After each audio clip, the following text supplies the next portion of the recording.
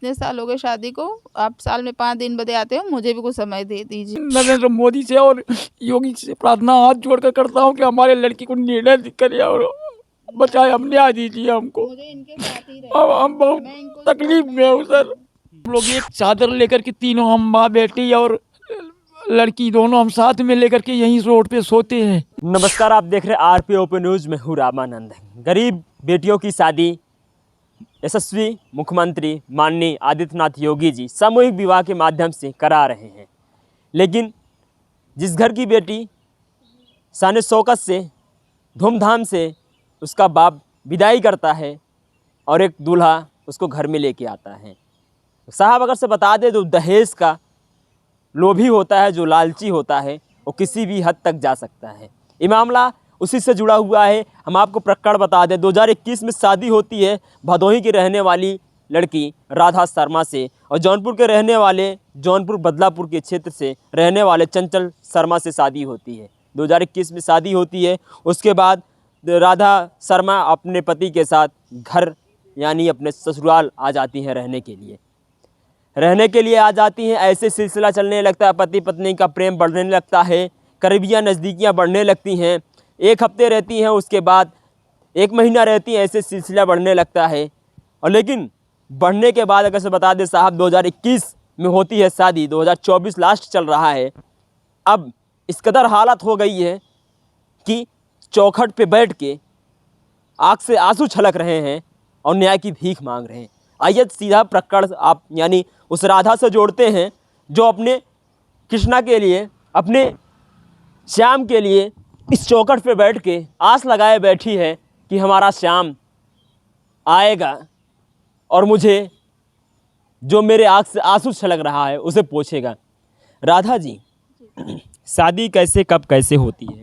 मेरी शादी सबके रजामंदी घर परिवार से होती है, धूमधाम से की जाती है। शादी उनके माँ बाप के पसंद से होती है। उन लड़के से भी पूछा गया था, मैंने पूछा था शादी के लिए, तो उन्होंने कहा हाँ मुझे पसंद है। मैरिज लाइफ ये है वो, यानी अरेंज मैरिज आप लोग जी की हुई थी शादी। जी। अच्छा, जब आपके शादी कराने के लिए कोई अगुआ तो रहा होगा? मेरे मौसा जी हैं, मौसा जी। मौसी हैं, मेरी सगी मौसी हैं, यहीं उमरी में रहते हैं पीछे। तो देखा जाता है कि लगभग जो लड़की पक्ष के लोग होते हैं, लड़के के विषय में ज़्यादा इंक्वायरी करके तभी जो है अपनी बिटिया की शादी करते हैं। आप क्या आपके पिताजी ये तमाम चीज़ें बातचीत किए थे? नहीं, ये सब हम नहीं किए थे। हमने मौसा मौसी के ऊपर, उन्होंने कहा लड़का अच्छा है, परिवार अच्छा है, आप मुझ पे भरोसा कीजिए। हमने उनके भरोसे पे शादी की थी। अच्छे से रखेंगे, आपकी बेटी को कोई तकलीफ नहीं होगी, ये कह करके उन्होंने। आपके हस्बैंड का नाम चंचल है? जी।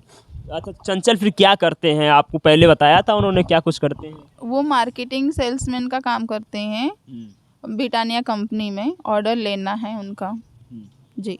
उसके बाद फिर आप जब यहाँ पे 1 हफ्ता आई थी रहने के लिए, फिर आगे क्या सिलसिला होता था? आपके साथ कितने दिन रहते थे? कहाँ पे लेके रहते थे? यहीं पे लेके रहते थे मुंबई में ही? नहीं, मैं 1 हफ्ते रह कर के मैं चली गई। हर जनवरी में 5 दिन बदे आते थे, हर साल में 5 दिन बदे आते थे जनवरी में। यानी अपनी पत्नी के लिए केवल साल भर में 5 दिन ही रहता था? जी। 7-8 महीने में जब फर्स्ट बार आई, 7-8 महीने मायके चली गई। मैंने कहा मम्मी अब आने का करिए, मैं इनसे भी बोली तो बोले मम्मी बोल रही कि शायद नहीं बन रहा है, शायद बन जाएगा तब आएंगे। तो मैंने इनसे कहा, तो इन्होंने अपने माँ बाप से कहा कि शायद बन रहा है तो अब मम्मी उनको ले आई, ये सब बात करेंगे 4 लोग, 4 किस्म की राधा बता रही, तो उन लोगों ने लाया। फिर उसके बाद फिर मैं 2-3 महीने रहती हूँ, फिर खिचड़ी आ जाती है, तो होली आ जाती, होली नहीं देखना है तो वापस मम्मी अपने पापा को बुला के आप चाहिए। फिर 6-7 महीना वहीं रुक जाती थी, लाने का जल्दी इन लोगों का नहीं होता था। फिर मैं आई तो उन्होंने कहा तुम मम्मी पापा के पास जाओ। 10-11 महीने में लगातार रही मैं यहाँ इसी घर में। फिर मैंने इनसे कहा इतने साल हो गए शादी को, आप साल में 5 दिन बदे आते हो, मुझे भी कुछ समय दे दीजिए। तो कहें राधा थोड़ी दिक्कत है, मम्मी की तबीयत ठीक नहीं है, बहन की शादी करनी है। मैंने कहा ठीक है, शादी करनी ठीक है, पर मुझे भी तो चाहिए। तो मेरे माँ बाप से मैंने पैसे लिए 25,000 रुपये के, उनको भाड़े के वो रूम लिए, हर चीज़ किए, तो मुझे ले करके गए। 1 महीने रखे, फिर बोलते हैं राधा 3 महीने तुम्हें रखूँगा, उससे ज़्यादा जब बिट्टी भाई की शादी हो जाएगी उसके बाद तुम्हें रखूँगा, माँ बाप को कौन देखेगा, बड़ी बहू। मैं कहा ठीक है कोई बात, अब मम्मी पापा को भी बुला लीजिए यहाँ। फिर मैंने मम्मी पापा से कहा वो मुझे 3 महीने रखेंगे तो घर कहें कि अपने मम्मी पापा से कहो घर खरीद के एक दे दें। मैंने कहा मम्मी वो लोग ऐसे करें। मम्मी कहें ठीक है, बेटी की खुशी के लिए मेरे माँ बाप गुजरात में भाड़े पे रहते हैं, बेटी की खुशी के लिए मेरे माँ बाप ने खुद का घर भी खरीद के दिया। वो भी कर्जा है अभी, पैसे दूसरे से लेकर के उनका दे रहे हैं धीरे धीरे, तो कम से कम बेटी खुशी रहे। उसके बाद वो बोलते हैं मुझे राधा अपने नाम पे घर करवा लो। मैंने कहा क्यों नहीं करवाऊँ? कहन करवा लो, कल को बिट्टी की शादी मतलब उनकी बहन की शादी होगा तो मैं इस पर लोन ले लूँगा, काम रहेगा। मैं कहा ऐसा नहीं होगा, जिसका है ये उनके कोई नहीं है, मेरे माँ बाप के मैं ही हूँ, कल को आप ना करो, वही उनकी प्रॉपर्टी जो करेगा वो ले जाएगा। यानी आप अकेले घर की इकलौती हैं? जी, मेरे भाई बहन कोई भी नहीं है। तो बहुत धूमधाम से आपके पिताजी जो है बहुत दहेज भी दिए होंगे, खर्चे भी बहुत ज़्यादा किए होंगे। मेरे ससुर ने लॉकडाउन में 200 कुंटल मिठाई का मांग किए थे, मेरे पापा ने बनवा करके दिए थे। जो जो कहे थे 1.25 लाख तिलक वो भी मेरे पापा ने दिए थे। दहेज में आपके पिताजी ने क्या कुछ दिया था? फ्रिज, वो सोफ़ा सेट, हर मोटे-मोटे चीज़। में बताइए। हाँ, फ्रिज, सोफ़ा सेट, कूलर, पंखा, टेलीविज़न, हर चीज़ दिए। ऐसा कोई कितना खर्चा आया होगा आपकी शादी के लिए? कितना खर्चा आया होगा? 15 लाख तक खर्चा हुआ होगा। यानी 2021 में जब राधा की शादी होती है चंचल से, 15 से 20 लाख समथिंग खर्चा होता है, लेकिन नतीजा क्या निकलता है? चौखट पे बैठ के आंसू निकल रहे हैं आँख से, कोई देखने वाला नहीं है। तो यहाँ पे जब आप आती हैं, 3 साल बीत गए हैं, जब यहाँ पे आप आती हैं, कैसे क्या कुछ होता है कि जो यहाँ पे आपको आके आप में बैठना पड़ता है चौखट पे? मैं जब मुंबई गई तो जनवरी में ये यहाँ आए, उनके माँ बाप बोले कि राधा आएगी तो 6-7 महीना रुकेगी। उनके माँ बाप फ्लैट ले लिए हैं, तो ये नहीं कि वो वहीं रहेगी, वहाँ हमारा सेवा पानी नहीं करें। तो लड़के से कहे, लड़के ने मुझे नहीं बताया, तो मुझे ही 10 दिन के लिए वो लेके यहाँ नहीं आया, जिससे मैं खफा थी कि मुझे क्यों नहीं गाँव में लेके जा रहे हो आप। तो मुझे बाद में उन्होंने अपनी वजह बताई कि मम्मी पापा इतने दिन के लिए कह रहे इसलिए मैं नहीं लेके आना चाहता। तो उस जनवरी में मेरा झगड़ा भी हो गया था उनसे। तब से मेरा तो मार्च जनवरी मम्मी पापा आए गाँव मुंबई में, समझाएं बेटा मेरी बेटी से गलती हो गई तो उनसे माफ़ करना। मैं राधा बोलती है पर ऐसा कुछ नहीं है, समझाती हैं। और मुझे यहाँ से ले जाने के लिए मेरे पापा लेके जाते हैं, तो मुंबई पहुँचाएँ, तब मैं उनके पास गई, जब फर्स्ट बार गई उनके पास। फिर मेरी जून में इनसे छोटी सी बात के लिए झगड़ा हो जाता है पति पत्नी के मैटर में, तो वो इतना इशू कर देते हैं अपनी बेटी की कहीं और शादी कर लो। अब मैं तंग आ गया हूँ, मैं नहीं कर सकता। फिर मैंने इनसे कहा कि कोई प्रॉब्लम हो, 3 साल हो गए, आप डॉक्टर को बताओ। कहन मैं सबका दवाई कराते फिर वो अपनी माँ की दवाई कराओ, बेटी की शादी करनी है, बच्चे होते हैं तो 1 लाख रुपए खर्चे होते हैं। मैंने कहा जब आपको यही सब करना था तब शादी क्यों की है? यानी बच्चे क्या मतलब इसका? मतलब अब ये भी है कि अब मैं दवाई भी कराऊं। मैंने सिर्फ एक बात रखा कि डॉक्टर को दिखाते हैं क्या कुछ प्रॉब्लम हो कि नहीं होगी। कहते हैं नहीं अभी तो आपके साथ रहा है कितना दिन हूँ, 6-7 महीने बाद डॉक्टर से ले लेंगे सलाह। यानी बच्चे की सलाह लेने के लिए आप लोगों ने ये डिस्कस होती है तो उसी में विवाद भी होना शुरू हो जाता है। हाँ, वो कहते हैं अभी क्या ज़रूरत है, वैसे बाद में। मैं कहा ठीक है कोई बात नहीं। फिर हमारी छोटी छोटी बात पे हर वक्त झगड़ा होता था। तो जून में मेरी वही और ताला, जब मेरे माँ से कहते हैं कि तो आप अपनी बेटी की कहीं और शादी कर दो, अब मैं हो गया, तो मेरी माँ ताला मरवा देती। जब उनकी प्रॉपर्टी है तो जब आप कह रहे हो तो मैं क्या कर सकती हूँ, मुझे भी तकलीफ है, मेरे पति हैं वो। उन्होंने मेरी मम्मी को धमकी दी मैं तुम्हारे घर में नहीं रहूँगा, मैं जा रहा हूँ छोड़ के, मैं मर जाऊँगा। मुझे हरदम मरने की धमकी देते रहते हैं वो। और खाने पीने के लिए और मुझे नमकीन बिस्किट खाने के लिए भी मना करते हैं कि इससे बीमारी होगी। अच्छा, जब ये तमाम तरीके से आपके जो मामले छोटे मोटे मामले विवाद चल रहा था, तो क्या कभी आपके ऊपर हाथ भी उठाया होगा, गाली गलौज भी? जी मारे हैं। फिर बाद में कहते हैं माफ़ी मांग लेते हैं। फिर मैं कहती हूँ जान दो, पति पत्नी में होता है झगड़ा, छोटी मोटी बात। छोटी मोटी बातें तो पति पत्नी में होता ही है। मैं छुपा देती थी, छुपाने का नतीजा ये सामने आ गया। ये आ गया। अच्छा चंचल, फिर यहाँ पे अभी आए कि नहीं आए आप लोग? ये अभी नहीं आए। तो जब यहाँ पे आप आई, यहाँ पे इस गांव में, इस घर पे, ये जो आपका ससुराल है, यहाँ पे जब आई तो यहाँ पे कौन लोग थे? आप बाहर क्यों बैठी? अंदर तो बैठ सकती। मैं जब आई मेरे ससुर वहाँ पे थे, मेरी सास वहाँ थी, तो तुरंत दौड़ के आए ससुर, ताला एक उसमें मारा था, इसमें भी ताला, नहीं नहीं तुम जाओ यहाँ से, मेरा बेटा आएगा तब आना। मैं जाऊँ तो जाऊँ कहाँ, कब तक मैं मायके रहूँ, जाऊँ तो जाऊँ कहाँ। मौसी कह रही तुम्हारी शादी करो। मैं कहा क्यों शादी करवाए, शादी करवाए तो निर्णय मेरा करवाइए, नहीं करवा रहे। ये मेरे ससुर कहते हैं जब मेरा बेटा आएगा तब तुम आना। मैं कहा आप 2 दिन के लिए अपने बेटे को बुला लीजिए, मैं इस घर की बहू, मुझे उनके साथ रहना है, कोई सुलह समझौता नहीं करने को तैयार है। तो शासन प्रशासन को आपने ये जानकारी दी? यहाँ पे जो थाना, नज़दीकी थाना है, कल मैं गई थी मैडम से, मैंने कहा मैं घर पे रहना चाहती हूँ, तो उन्होंने कहा हाँ आप रह सकते हो, आप जाइए। तो यहाँ पे कल ओसीसीओ आए थे, कहते हैं कि आप वहाँ पे तुम्हारे खिलाफ कंप्लेन है, इधर सास ससुर को क्या करने आए हो, चलो जाओ यहाँ से, अपना बैग उठाओ जाओ यहाँ से। कहाँ पे कंप्लेन है? ये महाराजगंज। मतलब इसके पहले भी आप कह रहे हैं कंप्लेन था? नहीं, कहीं मैंने कंप्लेन नहीं करवाया। हाँ गुजरात में मैंने इनको समझौता के लिए बुलवाया था, ये फ़ोन जा रहा है, आ नहीं रहे हैं, तब मुझे यहाँ आना पड़ा मजबूरन। आज यानी जो इस अनशन पे आप बैठी हैं लगातार, तो कितने दिन हो गए आपको? आज 3 दिन हो गए। 3 दिन हो गए। 3 दिन में कैसे क्या चल रहा है? खाना पीना और सब चीज़ कहाँ से? बस ऐसा ही, मुझे खाना आना नहीं। मौसी बोल रही तुम ससुराल में तुम्हारी शादी हो गई है। मैंने कहा आप मेरा निर्णय करवाइए।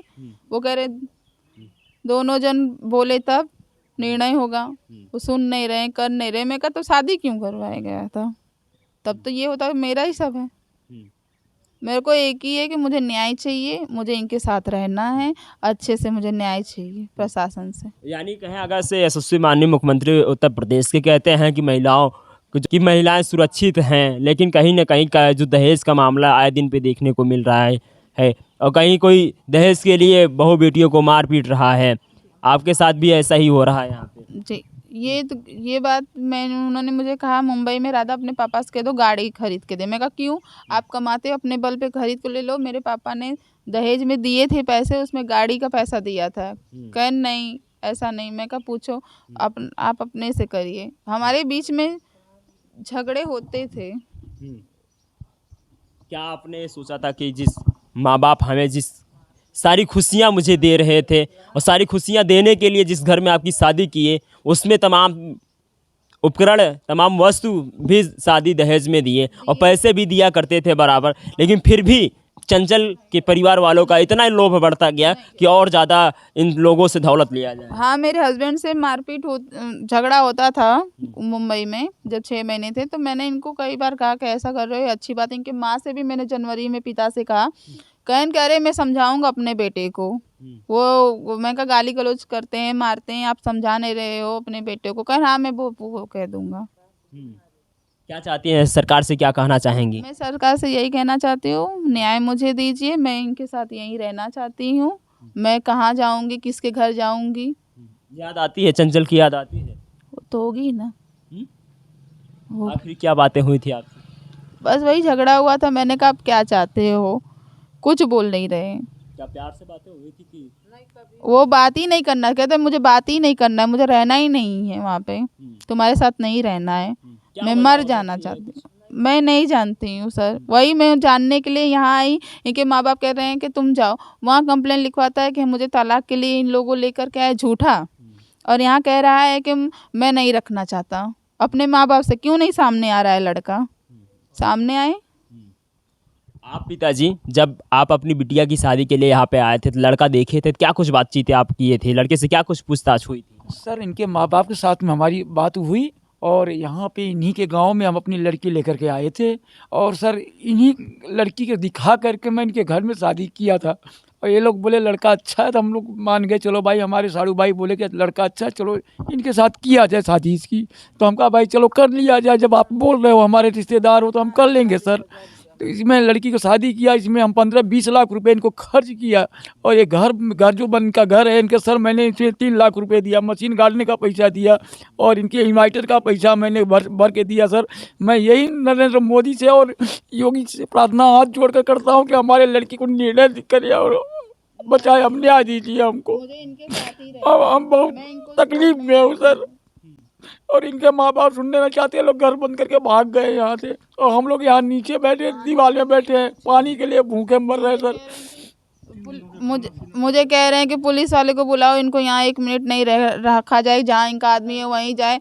तो मुझे सुसियो कह रहे हैं कि ये तो सास ससुर का है, ये तो कल को बेदखल कर देंगे। ऐसे शादी होता है, सास ससुर करवाए हैं मेरी शादी, वो देख करके करें तो कल को यही कहेंगे उनकी भी बेटी है, ये दूसरे की बेटी के साथ यही किया जाता है। ये इन लोगों का क्या कहते हैं, गोकुल खानदान है। इनकी बहन बेटियों की इज्जत, दूसरे की बहन बेटियों की इज्जत नहीं है।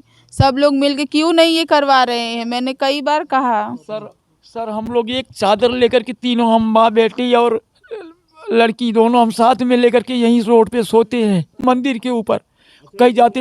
हाँ सर, यहीं ठंडी में हम लोग पड़े रहते हैं 1 साल ओढ़ करके। यहाँ खाने पीने का कोई सगोड़ नहीं है सर, बिस्किट खा करके जीवन यापन कर रहे हैं अभी हम लोग। अब कोई यहाँ हमको पूछता नहीं है कि भाई आप लोग खाए हो, कि आप लोग सो रहे हो, कि आप लोग मर रहे हो, कोई यहाँ नहीं पूछने वाला है सर। इसलिए मैं योगी जी से और मोदी से हाथ जोड़कर प्रार्थना करता हूँ कि हमारे लड़की को न्याय दीजिए बस। हमको कुछ नहीं चाहिए सर इन लोगों से। आपकी बेटी की गलती क्या है?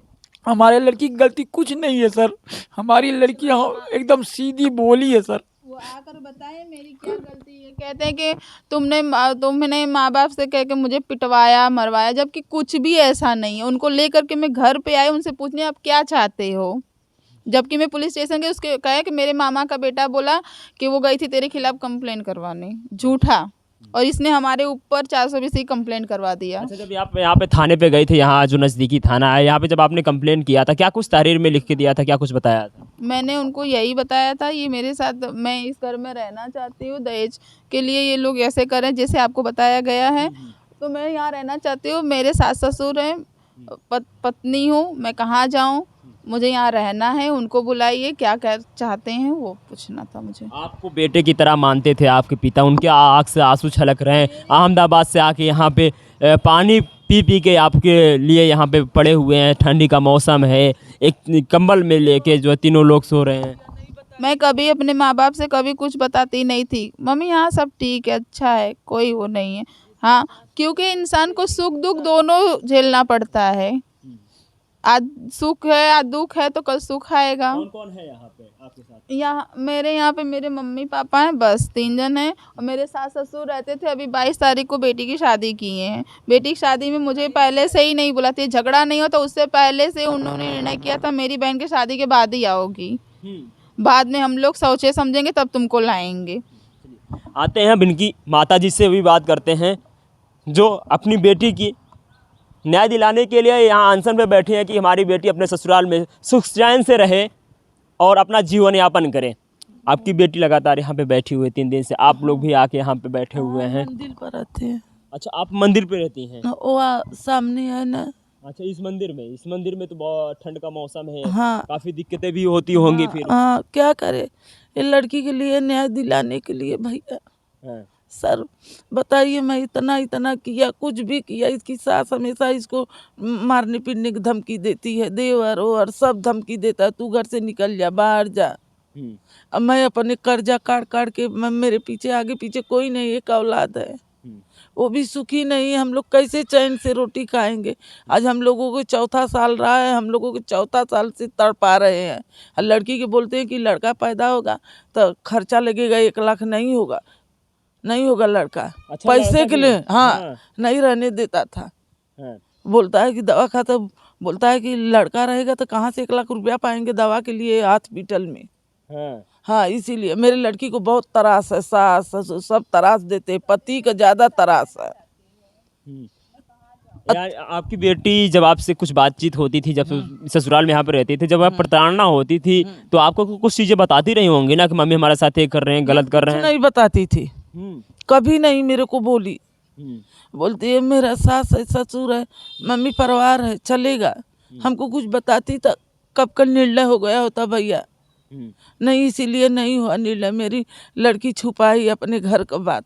क्या होना चाहिए प्रशासन की तरफ से, क्या कार्रवाई होनी यही चाहिए? है, मेरे लड़की को न्याय दिलाओ भैया, और कुछ नहीं, हमारे कोई नहीं आगे पीछे। इकलौती राधा शर्मा की माता जी हैं। अच्छा, आप राधा, अभी तरीके से वो लोग फरार हैं, यहाँ से ताले बंद हैं, तो क्या जब ये विवाद और आगे बढ़ जाएगा, यानी जब प्रशासन आएगी यहाँ पे, उनको भी बुलाया जाएगा, जब आप लोगों से बातचीत होगी, समझौता होगा, तो क्या आप रहना चाहेंगी यहाँ पे? मैं रहना चाहूँगी, मैं छोड़ के कहाँ जाऊँ, मैं रहना चाहती हूँ इनके साथ। आप कह रही हैं कि आपके पति कह रहे हैं कि आप दूसरे से शादी कर लीजिए। मैं कहाँ किससे शादी करने जाऊँ, मैं नहीं कर सकती शादी। वो छोड़ने को मुझे बोलता है, मैं उन्हें नहीं छोड़ना चाहती। क्या इसी छोड़ने के लिए ही शादी लड़के लोग करते हैं? मैं उनको नहीं छोड़ना चाहती। आपकी पढ़ाई लिखाई कितनी हुई? बीकॉम। बीकॉम आपकी पढ़ाई है? जी। और उनकी? उन्होंने भी किया है ग्रेजुएशन, हाँ।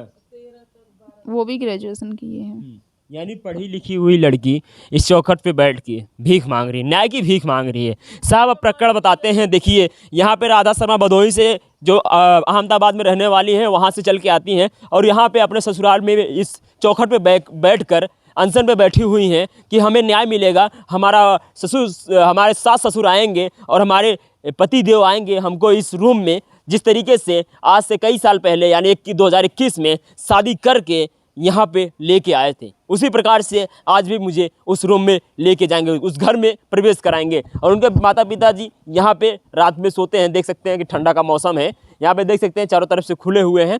लेकिन लगातार राधा शर्मा लगातार तीसरे दिन तक धरना पे बैठी हुई हैं, अनशन पे बैठी हुई हैं। हमें न्याय मिलेगा, देखना बाकी ये होगा क्या राधा शर्मा को कब न्याय मिलेगा कि चंचल शर्मा आएंगे और अपनी पत्नी को अपनाएंगे और फिर से जीवन यापन करेंगे। आप अपनी प्रतिक्रिया जरूर दीजिएगा। मैं मिलूंगा फिर से ऐसे ही वायरल खबर के साथ, तब तक के लिए धन्यवाद।